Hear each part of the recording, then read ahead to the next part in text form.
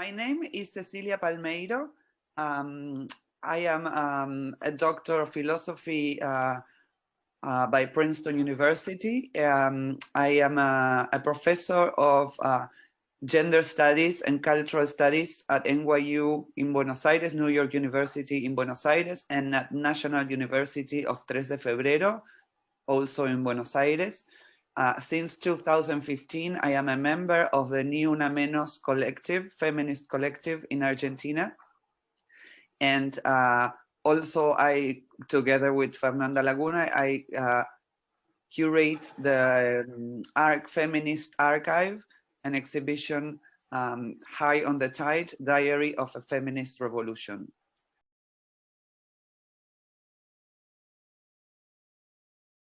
Well, I will not talk from my area of professional expertise, but from what I have learned after 5 years of feminist organizing through assemblies at a national and international level. And I think that it's interesting to approach this issue from the activist perspective, especially. So I don't think that a proper feminist foreign policy actually exists or is exercised in the context of capitalist states, especially in the global north, but either in the east or in the west. A feminist foreign policy is something that we desire, but that cannot be, doesn't exist properly in the context of neoliberalism. But there is a lot to learn from the grassroots feminisms, especially in the global south, in terms of the projection of a feminist foreign policy. In the past 5 years, we have created a new wave of global feminism that we call the Global Feminist Tide. This is the collective subject that women and feminist bodies have composed through the organization and participation in massive transnational actions, such as the International Feminist Strike in its 5 editions so far. The Tide has founded a new internationalism from below and from the South. The perspectives we have created in this collective subject, elaborated together in transversality, intersectionality, and horizontality, have the potential to deconstruct and decolonize certain concepts and practices of what we call a white mainstream feminism, which we consider a neoliberal appropriation of our struggles. So from this point of view, one could say that the components of a real feminist foreign policy need to be designed according to feminist perspectives, an agenda, of course, and diagnosis on the role of the state's policies in perpetrating the conditions of systemic structural neoliberal violence that reproduces violence against women and feminized bodies. But some of the main features I can imagine for a feminist foreign policy would be, well, first, to avoid any practice that has as effect violence against women. For instance, wars, military interventions, financial violence, institutional violence, and police repression, right? It is not okay to drop bombs and then together send aid for women in situations of violence. This is not feminism, right? This is pinkwashing of our claims and dreams. Also, a main feature would be the respect for the lives in terms of bodies, territories of women, lesbians, trans, and non-conforming people, to put life over economic interests and economic developments, especially based on extractivist practices. To act according to a feminist ethics of life as the well-living. In Spanish is buen vivir. And this idea comes from indigenous feminisms in Latin America, according to which this would be the goal of social transformation, right? It is to have a good quality life. Also, and this is something that is was to learn from indigenous cultures in South America or Central America, Central and South America. Even in Paraguay, there is a concept in Guarani, the indigenous language of Paraguay, also part of Argentina, that is called tecoporá. Tecoporá means beauty as a common good. What is beautiful, it's good for life in the collective. So it talks about an equilibrium between different forms of lives and harmony. And this is the well-living indigenous are talking about. And this well-living, buen vivir, has been also incorporated in some of the constitutions of progressive, in the nations that had progressive governments before 2015, I would say, in Latin America. And it translated as social well-being, bienestar social. Some ministries even have been created for towards this end. Also, another main feature of the feminist foreign policy would be the respect and care for the environments in which those lives exist. And going back to the notion of body territory coming from communitarian indigenous feminisms in Central America is a very relevant tool to think the connections between human and non-human lives. It also allows an anti-species perspective, and not just thinking a pink-washed love to nature or the global north perspectives on environmental struggles that certainly focus on individual practices, but not in the basically the capitalist practices of looting the territories, of extracting everything and destroying everything just for their own benefit. So we do need, I think, feminism, and particularly indigenous feminism, have a great potential to rethink the relation with nature, that with the biosphere. Even nature is a colonial concept, right? So we need to deconstruct that concept too.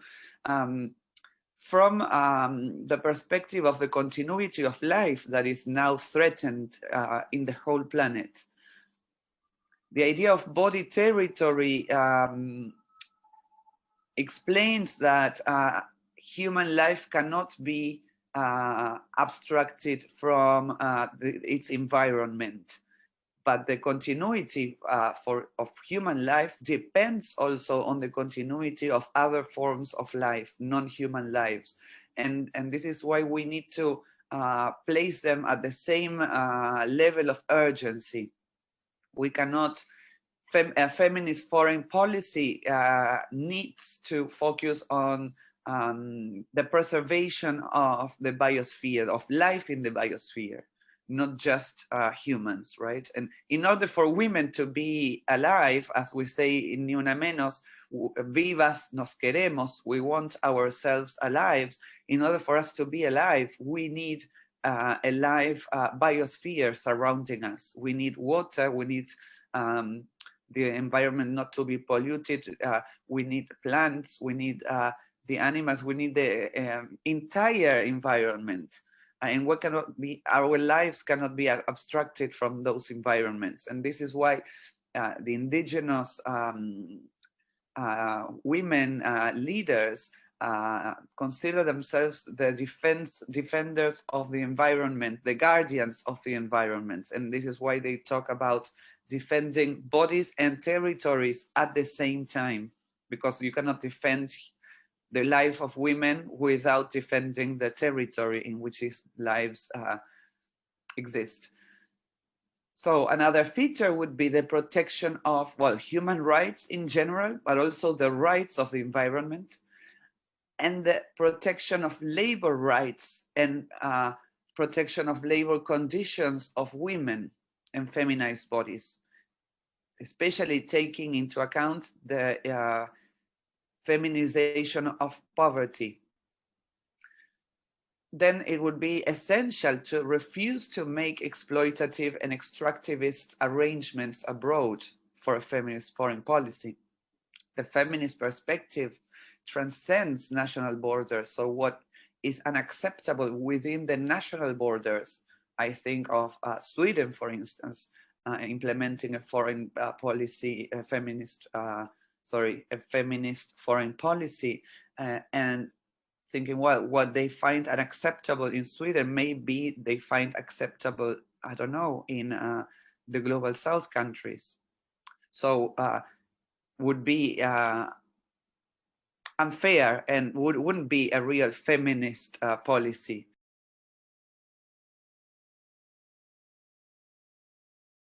Well, in regards to Latin America, at the moment, and since forever, since the time of our independence, and before, of course, the colonial regime, but we are very much affected by the US colonial foreign policy. And at the same time, we are trying to create horizontal networks between our countries, right? Feminism has created them with a cohesive regional movement. But also there are, previous to our feminist organizing, that is informal. It's not at the level of the state yet, even though we have a progressive government now in Argentina that has a feminist agenda, at least in some levels, at least in terms of health care, which is very important, of course. And there are attempts of connections between our countries, such as the Mercosur, that is, it's a association of South American countries to strengthen ourselves in a horizontal relation, right? To actually decolonize ourselves together. This would be the final goal of the Mercosur. The Mercosur was very strong during Lula's government in Brazil, the Kirchner government in Argentina, also, well, in Ecuador, Venezuela, during what was called the pink tide in Latin America, but or the cycle of progressive governments. At this moment, well, it's quite complicated because we have right-wing governments mostly in the continent, not in Argentina, luckily at the moment. But anyways, a feminist foreign policy should be anti-colonial in the first place, given the colonial forms of violence against women, these forms that we can map as labor exploitation, extraction from bodies and territories, institutional violence, deprivation, impoverishment, financial violence, the violence of massive both public and private debt, budget cuts on social services with the subsequent privatization of social services such as education, healthcare, retirement funds. And this privatization of social services, this familiarization of the responsibility of social services that the state should be providing, actually produce private debt, which at the same time produces a structure of obedience. This structure of obedience happens at home as women are forced to remain in unwanted relationships because they don't have the means to become financially independent. And at work, women are obliged to do whatever work in order to pay their debts. Our comrades, Verónica Gago and Lucy Caballero, have worked the issue of debt very deeply in their book, We Want Ourselves Undebted, a feminist perspective on debt, that is being released in English at this time. So I recommend you read that. And so basically financial violence is very, very important at the moment. And we see the financial extraction working at the highest, especially in terms of in the time of the pandemic, right, when we see new forms of capitalist accumulation by dispossession happening at a very speed rate. So this U.S. foreign policy that is anything but feminist has orchestrated coups historically, but also now, against progressive governments in our continent to put in their place governments that would facilitate the colonial enterprises with the objective of profiting from this unequal arrangement. Also, the international financial institutions such as the IMF, International Money Fund, and also the World Bank, for instance, right, are at the moment dictating the policies in the Latin American states. This has happened increasingly since the 70s, though this is not new. But at the moment, we have an extraordinary debt produced by the last neoliberal governments, and this produces subjection of our state to the decisions of the transnational financial capital. Of course, the pandemic has worsened the situation in a million ways.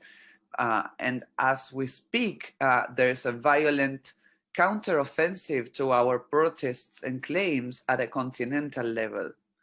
The permanent situation of coup in Venezuela, the outrageous military and police repression to the general strike happening in Colombia right now, the attempt of coups in Argentina, where local right-wing governments are opposing the sanitary measures of the national government, claiming that they want to exercise their freedom. And there's this rhetoric of freedom and free exercise against the idea of a common good, and against the idea of a state taking sanitary policies. So this is very, very dangerous. And what is worse, that the right wing is empowering itself with the rhetorics of freedom. And I wouldn't be surprised that they would empower themselves with a rhetoric of feminism. And this is we're very worried about this. So maybe a real feminist perspective in foreign policy based in the solidarity of feminist women in the global north with the global south would prevent these situations from happening. But also it's important to note that having women in power positions is not a guarantee of feminism. What we need is feminist women or feminist people in these positions. In a context of a transnational network of activism.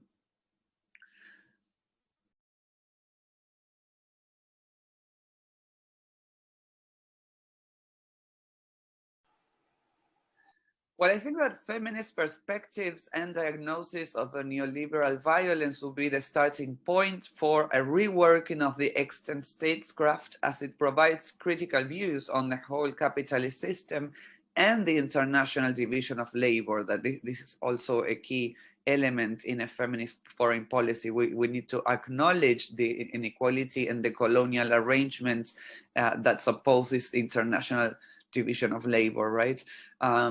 Feminism can be the departing point to rethink the whole state in a progressive form. Then proposals for a feminist foreign policy have a potential to undo or deconstruct these colonial arrangements, especially in the global north, global south relations. But a feminist foreign policy cannot exist in the context of reactionary governments. Feminism is not compatible with the neoliberal order. And we are convinced that the feminist tide is the antidote against neoliberalism. So yes, we do need to rethink it all. And In Argentina, we say that feminism has the potency and the desire to change it all. So, well, we need to start at some point, and the foreign policy could be a great starting point, especially relevant in the global north countries, right? Because I think that, I don't know, Argentina's foreign policy is not so relevant to the world's geopolitical arrangements, right? Or Uruguay, small countries, we don't have that power, but this has to be at some point. This transformation needs to come from the global north, as influenced by the global south perspectives. So we need to work in that solidarity between feminists internationally.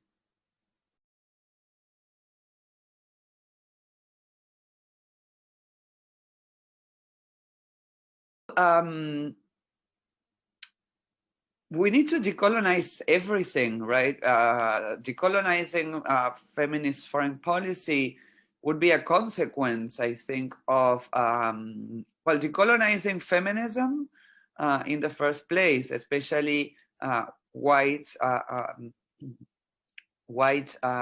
neoliberal feminism needs to be decolonized, and feminism in general. And this, we have a great opportunity now, because we had never had such a huge, massive and radical grassroots feminist organization. We need to decolonize the subjectivities. We need to decolonize the unconscious. And then we need, as a consequence, to decolonize the states and the economy. We cannot have a feminist foreign policy in, I don't know, in the US, for instance. Even if Canada can also say, but then what happens with the indigenous, the femicide of indigenous women, right? In Canada, even the leaders that protect the environment, the water, the oil, etc., right? So we need also to decolonize our idea of nature as something that can be exploited and extracted.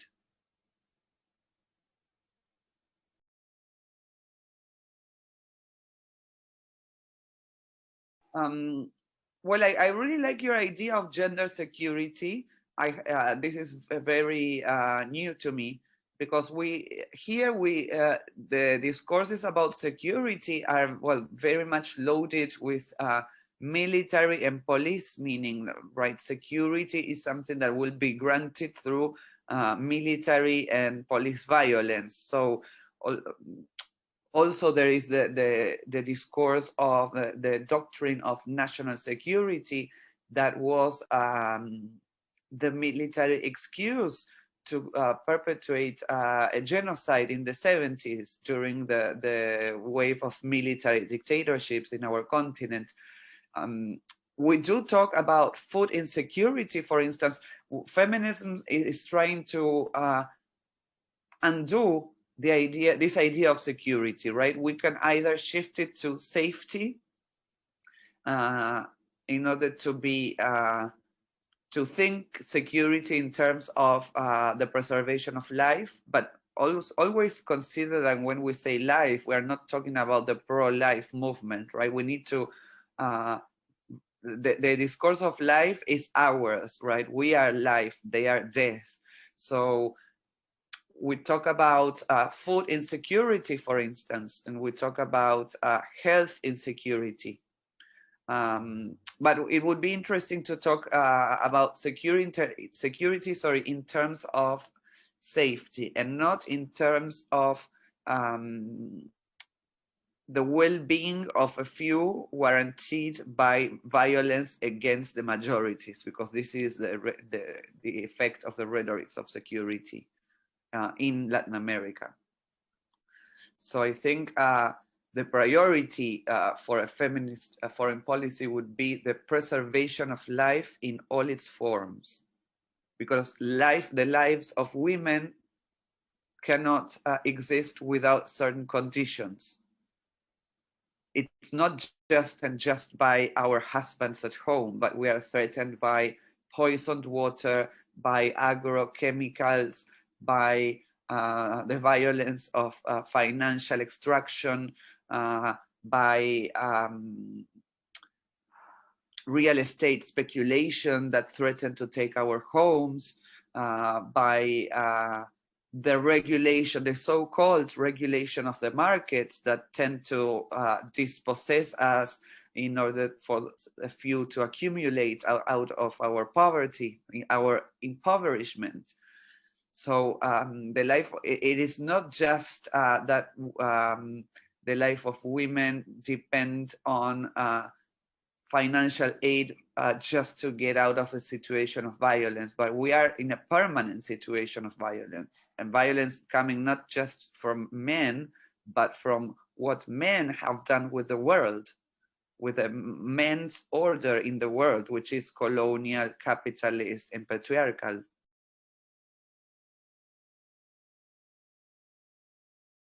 Well, yeah, the Westphalian system is an arrangement produced in the peak of European colonial order in the 17th century, so it could certainly not guarantee sovereignty for non-European countries, right? And we say that feminism has this potency and desire to change it all, and because we are everywhere, and our perspectives worked through experience, and through the experience of violence, but also through the experience of our resilience, allows us to rethink everything, including the notion of sovereignty from a feminist perspective.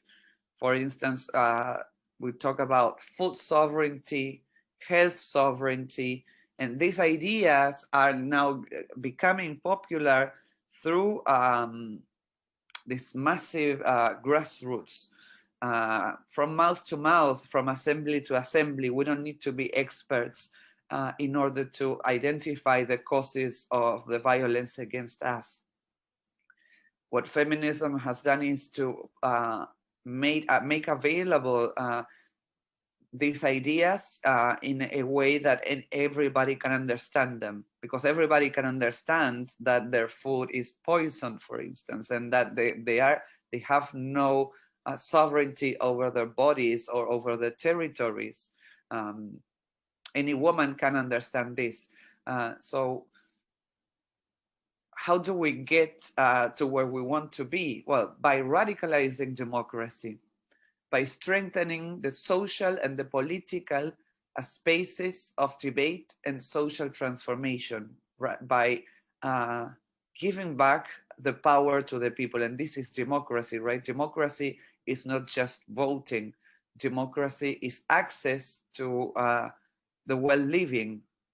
So, of course, this transition needs to be made peacefully, because feminism is against violence in all its forms. We are building a movement against violence and alternatives to all the forms of violences against women. In Ni Una Menos, we talk about the weaving of violences. And our group became, well, radicalized itself, but also became well known in Argentina and Latin America for making the connections between the different forms of violences, right? We started with femicide, but then researching the causes of femicide and how we got there, we started connecting, oh, okay, well, femicide is like the tip of the iceberg of violence against women, but there's a whole structure of structural violence against women, right, that end up in femicide. But this violence is especially connected to labor violence, right? Our lives are not worth protecting, as our labor is being turned cheaper. So there is this connection with the lack of value of our lives and the lack of value of our labor, right? Violence against women has a very important role in protecting the capitalist economy of accumulation, right? So devaluating our lives make us cheaper workers in the market.